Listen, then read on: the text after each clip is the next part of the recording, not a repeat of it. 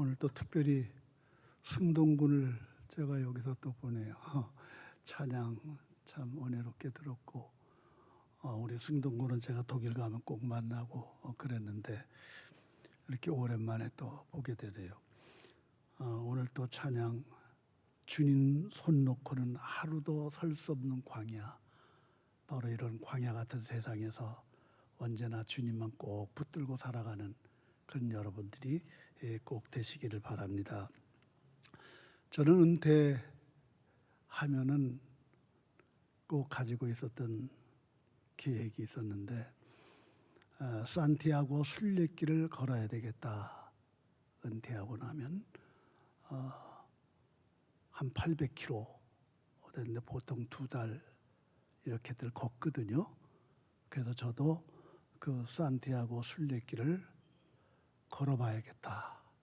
그 800km를 걸으면서 제 목회도 돌아보고 또 제 인생도 정리하고 하는 마음, 그런 마음으로 한번 돌아봐야겠다 했는데, 그 코로나 때문에 그 뜻을 제가 이루지를 못했어요. 그 뜻을 이루지 못했고, 그리고 작년에 이제 자동차로 40일 동안을 이제 여행을, 유럽을 다니면서 여행을 했습니다. 근데 그때 제가 여행하면서 보면 깜짝 놀랐어요. 사람들이, 남자들도 애기를 업고 다니는 거예요. 뒤에다가, 등에다가 띠를 두르고. 그 가서 이렇게 봤더니 애기가 아니야. 강아지야. 강아지를 업고 띠를 둘러서 업고 다녀요. 또 보니까 유모차에다 강아지 태우고 그 유모차를 또 끌고 다니기도 하고요. 그래서 참 그런 모습 보면서 못 보던 모습이었는데, 근데 그런 모습 보면서 참 마음이 좀 그랬어요. 근데 우리 한국에서도 이게 요즘 그렇더라고요. 유모차를 끌고 다니는데 보니까 강아지가 타고 있어. 유모차에 또 안고 다니고 다 그러잖아요. 요즘 우리 사회 반려견의 위세가 대단하다 하는 그런 생각을 하고 있습니다만은, 이제 보신탕집이 다 없어지잖아요. 그렇죠? 그게 다 이제 내년 6월까지 유예래요. 6월 이후에는 이제 간판도 못 걸고 보신탕 간판이 없어져요. 그 고기 팔면 또 벌금 내야 되고, 먹는 사람 벌금 줄지는 모르겠어요. 하여튼 그래요, 지금 상황이. 걔들이 참 요즘 이제 그 뭐라고 할까, 참 대접받는 그런 세상이 됐는데, 개가 죽으면요 장례도 치러줘요. 요즘은 장례식이 따로 있어요. 장례식장이. 또 병원에 가면은 수술하면은 몇백 몇천만 원씩 또 돈이 들어가기도 하고요. 제가 사는 양평은 이제 시골이기 때문에 비교적 동물을 키우는데 뭐 어려움이 없어요. 다 누구든 키울 수 있잖아요. 자유롭게. 어려움이 없는데, 이런 경비 부담 때문에 저는 반려견이나 반려묘를 하지 않습니다. 그런데 사람들이 다 누구나 마음속에 개를 키우고 있어요. 사람들은 마음속에 누구나 다 그래요. 하나는 선입견이라는 개고, 또 하나는 편견이라고 하는 개라고 그래요. 이 개를 사람들이 다 키우고 있습니다. 편견, 선입견. 근데 이 선입견과 편견에 갇혀 살아간다는 거예요, 사람들이. 세상은 지금 글로벌한 시대에 지금 다양한 문화 속에서 폭넓게 살아가는데, 근데 이 선입견과 편견에 갇혀버리면은 사람들이 왜 그렇게 이해의 폭이 좁아지는지, 상대방을 이해할 생각 안 하고 포용할 생각 안 하고 극과 극으로만 가려고 하고 전부 다 자기중심적이고. 여러분, 이 모든 죄의 근원이 뭐냐? 성경은 교만이라고 그랬어요. 성경은 교만이다. 그러니까는 이 편견과 선입견의 또 다른 이름은 교만이다. 이렇게 얘기할 수가 있습니다. 그래서 우리는 이 편견과 선입견을 버려야 돼요. 특별히 우리 크리스찬들은, 예수 믿는 사람들은 이거 버려야 됩니다. 버리지 못하는 우리 사회. 참 보세요. 우리 사회가 지금 어떻게 돌아가는지. 얼마나 꼴불견인지 몰라요, 사실은. 꼴불견이라는 게 뭐예요? 차마 눈 뜨고 볼 수 없는 거스른 행동들. 그런 걸 우리가 꼴불견이라고 얘기하거든요. 우리 지금 사회가 지금 그래요. 정말 꼴불견이에요. 세상 돌아가는 것을 보면. 그런데 이 꼴불견의 정확한 뜻은 사실은 그런 게 아닙니다. 꼴은 뭐냐면 순수한 우리 한국말로 모양, 모습 이런 걸 꼴이라고 그래요. 모습을 꼴이라고 한다. 그리고 불견은 뭐예요? 아니불자에다가 볼견자 써서 꼴불견 이렇게 얘기합니다. 그러니까 모습을 볼 수가 없다. 바로 이런 얘기예요. 제가 여러분을 볼 수가 없었어요. 이런 게 꼴불견이에요. 사실은 볼 수 없다. 작년 추수감사절 때 여러분들 뵙고 그리고 오늘 처음 여러분들 뵈니까 얼마나 꼴불견이에요. 여러분들 오랫동안 여러분들 뵙지를 못했잖아요. 근데 오늘 뵈니까 정말 여러분들 너무 반가워요. 정말 고맙고요. 감사하고요. 여러분을 뵈게 되니까.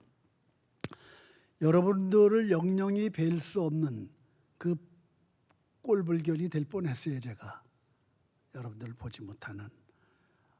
얼마 전에 천국문까지 갔다가 다시 와서 여러분을 뵈니까 정말 반가운 거예요. 감사하고요. 우리 조 목사님을 비롯해서 우리 성도들이, 단비교회 식구들이 기도를 많이 해줘서 정말 얼마나 감사한지 모르고요. 항상 우리 성도들 여러분들에게 감사한 마음 잊지를 못합니다. 저는 조 목사님에게 나 3월 달 가서 설교할게 그랬어요. 약속했어요. 근데 2월 1일 날 제가 집에서 쓰러졌거든요. 또 2월 24일 날 이제 퇴원을 했고요. 근데 하나님이 제게 그러시더라고요. 너 3월 달에 단비교회 가서 설교하겠다고 하더니 약속하더니 뭐 벌써 왔냐? 다시 가라. 그래서 다시 와서 설교하는 거예요, 지금. 하나님이 저를 보고 다시 가라고 하더라고요. 그래서 왔습니다. 하나님은 약속의 하나님이에요. 우리 하나님은 갈라디아서 4장 28절 보면 우리도 약속의 자녀라. 우리 약속의 자녀라. 약속을 얼마나 중요하게 생각하시는 하나님인지 몰라요. 그렇기 때문에 하나님을 믿는 오늘 우리들도 그 약속을 잘 지켜야 돼. 부도수표 남발하듯 하면 안 되는 거예요. 그래서 저도 오늘 약속을 지키려고 1박 2일 걸려서 여기 왔어요. 어저께 떠나서 오늘 여기 왔습니다. 이제 딸 집에 가서 자고 일어나 왔습니다만은 오늘 제가 지난 2월 달에 고통과 많은 죽음을 경험했던 그런 하나님의 은혜를 짧은 시간이지만은 간증 삼아서 함께 은혜를 나누려고 합니다. 성경에 보면은 다시 살리신다는 말씀이 많이 나와요. 특별히 고린도 후서 1장 9절에 보게 되면 우리로 자기를 의지하지 말고 오직 죽은 자를 다시 살리시는 하나님만 의지하게 하려 함이라. 이런 말씀이 있어요. 죽은 자를 다시 살리시는 하나님. 저는 이번에 이 말씀을 신비에 정말 깊이 새기면서 하나님께 기도했어요. 하나님, 다시 살려주셔서 감사합니다. 기도했어요. 여러분들, 저는 이 개인적으로 성경에 나오는 단어들 중에 성경 얼마나 많은 단어가 많이 나옵니까? 그런데 그 단어들 중에 이 다시라는 단어가 저는 가장 귀한 축복의 단어가 아닌가. 저는 개인적으로 그렇게 생각을 합니다. 왜냐하면 어게인, 이 다시라고 하는 이 어게인이라는 부사 뒤에는 반드시 살린다라는 동사가 따라와요. 살린다. 성경에 보면은 살리신다. 이 동사가 따라옵니다. 살린다. 여러분, 우리가 늘 암송하면서 고백하는 사도신경 보세요. 오늘도 우리가 사도신경 외웠잖아요. 죽은 자 가운데서 다시 살리시며, 다시 살리신다. 다시 살아나신다 그 말이에요. 다시. 꼭 살린다와 다시는 같이 붙어 다녀요. 시편 71편 20절에도 보면 우리에게 여러 가지 심한 고난을 보이신 주께서 우리를 다시 살리시며, 시편 85편 6절에도 보면 주께서 우리를 다시 살리사, 고린도전서 6장 14절에 보면 하나님이 그의 권능으로 우리를 다시 살리시리라. 늘 우리가 잘 아는 고린도전서 15장은 부활장이라고 하는데 거기에도 보면은 다시 살린다는 말씀이 많이 반복돼서 나옵니다. 어게인, 다시. 바로 이 하나님이 우리 인간에게 주시는 가장 큰 축복의 단어예요. 이 다시라는 말은 넘어진 자를 다시 일으켜 주시고, 할렐루야, 앞을 보지 못하는 자를 다시 보게 하시고, 병중에 고통받는 자를 다시 고쳐주시고, 실패한 자를 다시 세워주시고, 죽어가는 자를 다시 살려주시고, 이게 하나님의 은혜예요. 다시 살리신다. 다시 살리신다. 오늘 여러분들에게도 이런 은혜가 충만할 수 있기를 바랍니다. 예, 충만한 은혜, 정말 이 은혜 충만해야 돼요. 지난 2월 1일 날 저녁 8시경에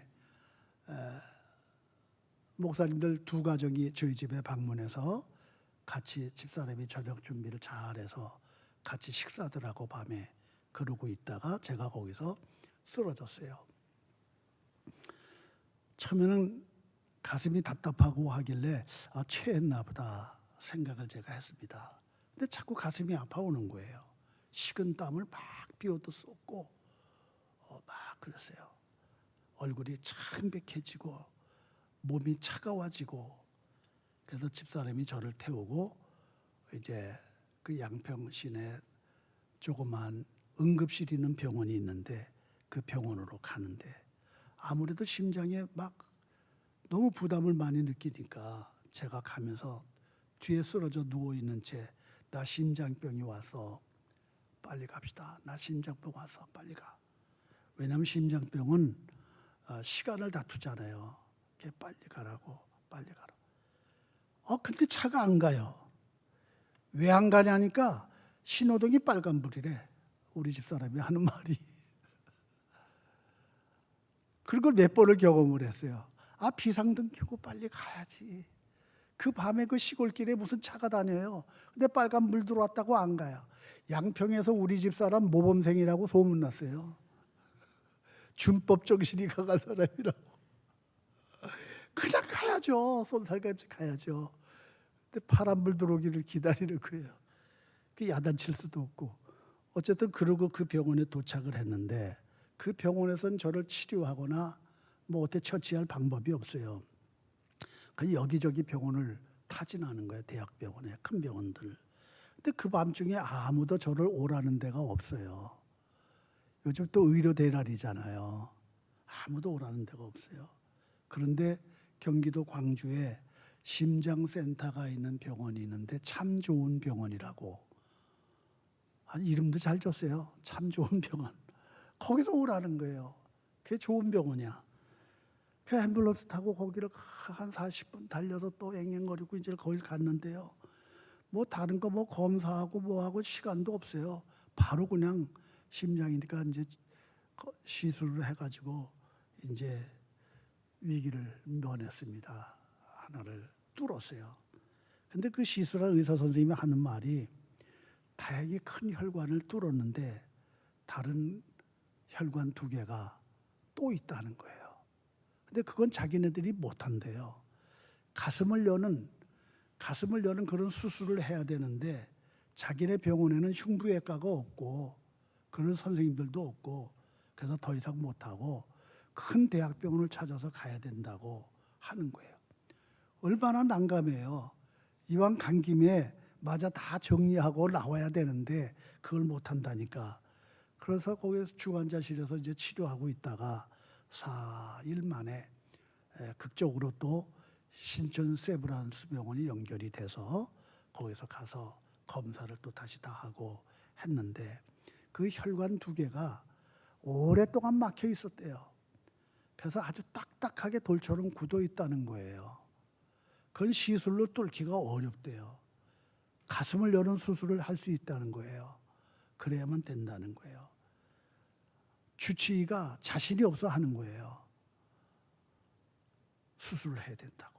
그러나 저는 의사에게 사정을 했습니다. 사정했어요. 여러분들 그 시술, 가슴을 여는 수술을 하면은요, 양쪽 다리에서 혈관을 잘라다가 가슴을 열어서 이 심장에다 연결을 해주는 거예요. 이게 얼마나 힘들고 어려운 상황이 됩니까? 정상적인 생활도 하기 힘들고 그렇잖아요. 그래서 제가 그 주치의 의사 붙들고 사정을 했어요. 나는 하나님을 믿는 목사인데 그 다음으로는 내가 선생님을 믿습니다. 그랬어요. 그 다음으로는 선생님 믿습니다. 그러니까 많은 사람들이 기도하고 많은 사람들이 지금 격려하고 있습니다. 선생님 시술로만 한번 시도해 주세요.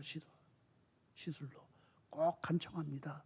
부탁을 했어요. 그랬더니 알겠다고 시술로 하기로 했는데 그래도 여지를 남겨두는 게 그래도 시술로 하다가 시술을 이제 혈관을 뚫고 들어가서 와이어줄을 집어넣고 그걸로 뚫는 거잖아요.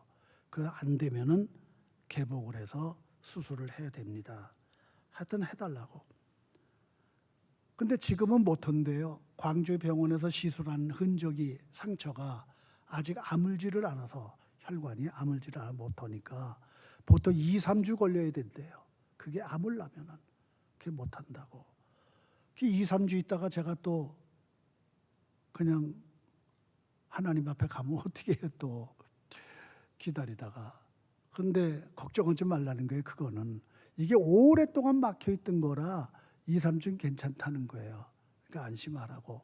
안심하는데 근데 그때에 그 때를 맞춰서 이 세브란스에서도 의사들이 자기들도 힘들다고 어렵다고 하는 얘기인데 일본의 심장학계 최고의 권위자들이 세브란스에서 2월 20일 날 학회를 여는데 거기에 온다는 거예요. 그래서 환자 3사람을 이미 그분들한테 맞춰놨다는 거예요. 거기에 저를 넣겠다는 거예요. 내 주치의가. 그러면서 그때 합시다. 타이밍이 딱 맞는 거예요. 시간이. 제가 2, 3주 상처가 아물어진 다음에 또 해야 되니까. 그러면서 저한테 희소식이죠. 뭐 완전히 희소식이죠. 세브란스에서도 안 된다는데 개복하고 수술을 해야 된다는데 그 심장학회 선생님들이 와서 일본에서 와서 한다니까요. 그 3분이 그 일본 의사들한테 수술을 받았고 2월 21일 날 7시부터 시작을 해서 3사람들이 수술을 받았어요. 저는 10시 반에 수술실에 들어갔습니다. 그 일본 의사들이 이제 저를 치료하게 되는 거예요. 그 막혔던 그 혈관, 그걸 참 뚫는데 참 힘들어요. 저는 이번에 놀란 게 얼마나 많은 분들이 저를 위해서 기도해 주시는지. 우리 조 목사님 비롯해서 여러분들도 그렇고 그 양평의 교회들, 양평교회 성도들 정말 시간 굉장히 많이들 기도들 했어요. 제가 아는 모든 지인들 얼마나 많이 기도들 해주시는지. 의료 대란이라 병원마다 인력이 부족해서 난리들인데 저는 이번 과정부터 또 시술하는 의사 선생님들, 의료진들 그런 시술 계획이 아주 순조롭게 착착착착 진행돼 가고 또 그 세계적으로 권위 있다는 일본의 의사들이 또 한국에 들어와서 그들에게 저를 맡겼다고 하는 것, 이런 것들이 그 타이밍이 아주 하나하나가 저를 위해서 준비된 것처럼 그렇게 진행이 된 거예요. 얼마나 감사한지 모릅니다. 그래서 21일 날 시술을 하는데 일반적으로 스텐트를 한다고 그러잖아요. 혈관에 확장술을. 그거 하면 보통 30분에서 1시간이면 다 끝나요. 제가 광주에서 먼저 하고 갔잖아요. 그것도 1시간에 끝났어요.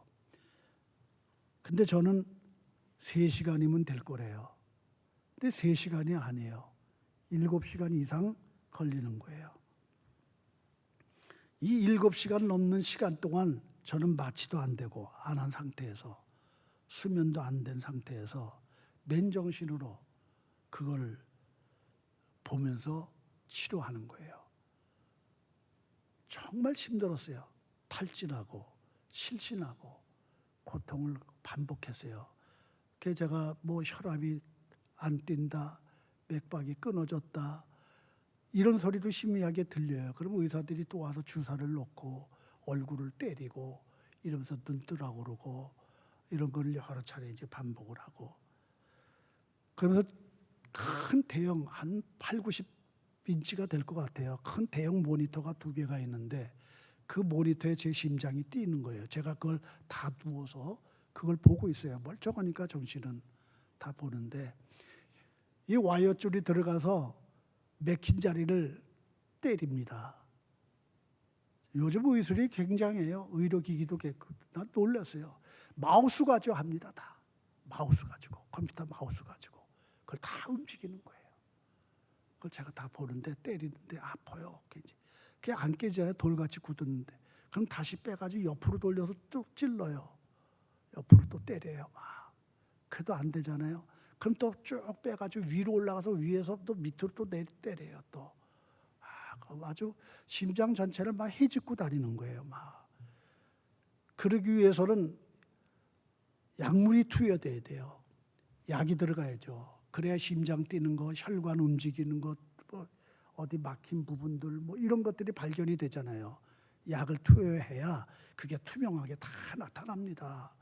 근데 그 약을 주사를 맞을 때마다 약물을 맞을 때마다 어떤 약은 머리부터 발끝까지 화끈화끈거리고 막 몸이 너무 괴로워요. 어떤 약은 또 그냥 막 따갑고 온몸이 따갑고 막 그걸 견뎌야 돼요. 따갑습니다. 따갑습니다. 참으세요. 참으세요. 이러면서 저한테 그리고 그 주사를 맞아요. 그러면서 이제 그걸 하는데 막 심장도 울렁거리고 그래 토하고 막 그러는데 굉장했어요. 그 고통이. 그러니까 탈진하고 실신도 하고 그랬습니다. 10시 30분에 들어가서 한 1시쯤 됐을 것 같아요. 간호사가 도시락이 왔다고 얘기하더라고요. 전하더라고요. 의료진이 한 6, 7명이 있었는데 도시락이 왔다고. 뭐 아침부터 뭐 그 시간까지 밥도 안 먹고 하고 있으니까 밥은 먹어야 되잖아요. 간호사가 도시락이 왔다고 하니까 제 주치의하고 일본 의사는 둘이서 영어로만 얘기를 합니다. 근데 제가 영어를 알아들을 수가 없죠. 의학 용어를 가지고 얘기들을 하는데 더군다나 그걸 못 알아듣죠. 그런데 도시락 왔다는 소리를 듣고 우리 한국의 주치의가 그 일본 의사한테 해버밀 얘기하는 거예요. 밥 먹으라고. 그게 제 귀에 똑바로 들리는 거예요. 제가 그래도 어느 정도 조금 듣고 다니거든요. 그러니까 해외여행 다니죠. 듣는데 해버밀 그런 거예요. 그랬더니 이 일본 의사가 한다는 말에 제가 심장이 막 뜨거워지는 거예요. I will continue. 나 계속 할 거야. 밥 안 먹고 할 거야. 이 얘기를 하는 거예요. 그게 제 귀에 너무 뚜렷이 들리는 거예요. 아이들이. 그래서 저도 그냥 그래서 너무너무 고마워가지고 Thank you so much for your hard work. 당신 그 수고에 내가 너무 감사한다. 그리고 화답을 해줬어요. 제가. 당신 그 수고에 너무 감사한다. 그렇잖아요. 알지도 못하는 나 외국인인데 그 사람들은 그게 얼마나 많은 환자들을 대하겠어요. 그 의사들은요 솔직한 뭐 죽어도 상관없고 그렇잖아요. 그렇게 하는 거예요. 그렇지 않으면 또 못해요 일을. 죽어도 상관없고 살아도 상관없어요. 그 사람들은 그냥 하는 거예요. 근데 나 같은 사람 하나 붙들고 그거 몇 시간씩을 그러고 고생을 하고 있어요. 밥도 안 먹고 말이에요. 끝까지 그 사명감, 책임 가지고 하는 거예요. 그 사명감, 그 책임감에 저는 정말 너무 놀랐어요. 너무 감동했어요. 그래서 저는 앞으로 우리 한국 축구하고 일본 축구가 시합할 때 일본 선수들 나 욕 안 할 거야 이제. 박수 쳐줄 거야. 골을 우리한테 넣어도 박수 쳐줘야 돼.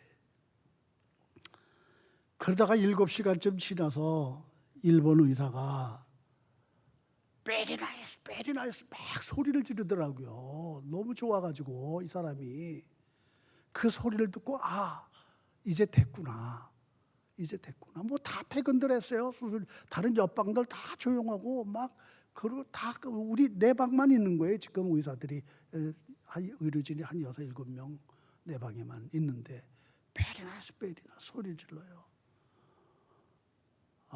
그 소리 듣고 이제 됐구나. 됐구나. 그때는 저는 그 됐다는 직감하고 하나님 감사합니다. 다시 살려주셔서 감사합니다. 제가 그랬어요. 그 시술할 때 7시간 넘게 할 때 저는 죽는 게 낫다. 저는 그렇게 생각해요. 너무 고통이 심해서 나 죽는 게 낫겠다. 이런 생각까지 했습니다. 그런데 그 7시간 넘어서 그게 뚫렸어요. 드라마의 한 장면이었어요. 이 의사들이 그 베리나이스, 일본에서 베리나이스, 베리나이스 소리 지르니까 6, 7명이 다 여기저기 흩어져 하다가 다 제 침대 앞에 모여가지고 모니터를 보더니 박수를 치면서 하이파이하고 자기들끼리 말해요. 너무 신나서 잘 됐다고. 여러분들 오늘 본문 히브리서 4장 16절 다시 한번 함께 우리 읽어보겠습니다. 다 같이 시작.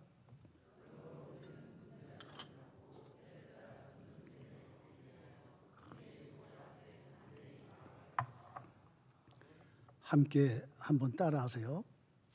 때를 따라 돕는 하나님의 은혜. 때를 따라 돕는 하나님의 은혜.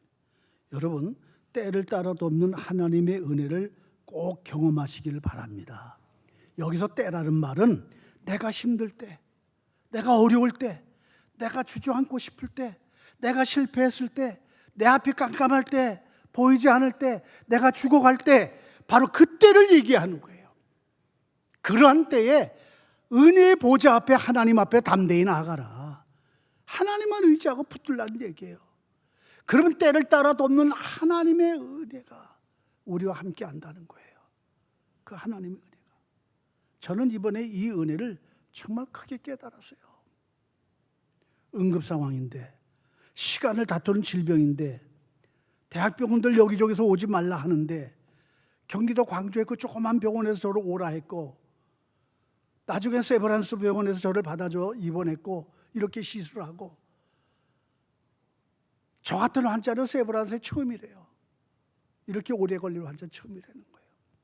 근데 하나님은 그 좋은 주치의를 만나게 해주셔서 그 좋은 주치의가 저를 그렇게 주관해 줬고, 권위 있는 일본의 의사들까지도 보내주셔서 개복하지 않고 그냥 시술로 오래 걸리긴 했지만 그렇게 끝나게 해주시고, 이런 과정들을 돌아보면은 저는 때를 따라 돕는 시시각 그 변화에 따라서 도와주시는 그 하나님의 은혜, 저는 이 은혜를 정말 고백합니다.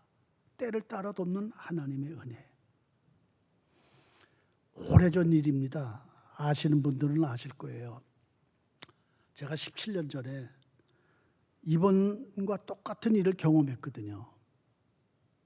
17년 전에 인천 노회에서 목사님 사모님들 세미나가 있는데 그 세미나 강사로 제가 가게 됐어요.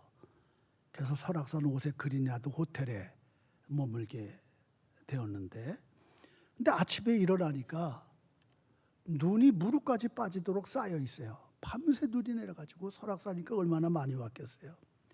무릎까지 쌓였어요. 아침 식사를 예약해놨기 때문에 우리 일행들이 그 눈발을 헤치고 푹푹 빠져가면서 그 약속 근처에 식당들이 쫙 있거든요. 거기까지 한 200여 미터 그렇게 이제 내려갔는데 그 아침밥을 먹고 다시 이제 그 눈밭을 헤치면서 숙소로 돌아왔는데 그게 이제 무리가 됐던 것 같아요. 그때. 그래 호텔 방에 들어오자마자 가슴에 통증이 오는 거예요. 그때 예봉교회 조한국 목사님이 저하고 한 방에 같이 둘이서 있었었는데 제가 체한 줄 알고 이 목사님이 제 등을 두드려주고 또 어디서 바늘을 갖다가 손을 따주고 주물러주고 막 이러는데 안 되는 거예요. 그래서 제가 그래서 조 목사, 나 심장에 무리가 온 것 같아. 빨리 119를 불러줘. 빨리 119를 불러. 그러면서도 저는 순간적으로 걱정을 했어요. 그 기도하는 거예요. 하나님, 여기 폭설이 이렇게 내렸는데 119가 여기 어떻게 옵니까? 하나님 도와주세요. 여기 이 폭설, 속초 시내에서부터 올래도 정상적인 시간을 따져 올래도 30-40분 걸리는 데인데 거기 눈밭을 헤치고 차가 어떻게 오냐 이거예요. 그리고 저는 의식을 잃었어요. 그 나중에 눈을 떠 보니까 강릉 현대 아산병원이었어요. 거기 눈을 떴어요. 알고 보니까는요, 그 밤중에 폭설 때문에 한계령 넘어오는 차들이 이제 많이 있잖아요. 그 폭설 때문에 119가 전날 밤에 그 오색 그린야드 호텔, 제가 묵고 있는 호텔 정문 앞에 거기 머물고 있었던 거예요. 119들이 와가지고 거기서.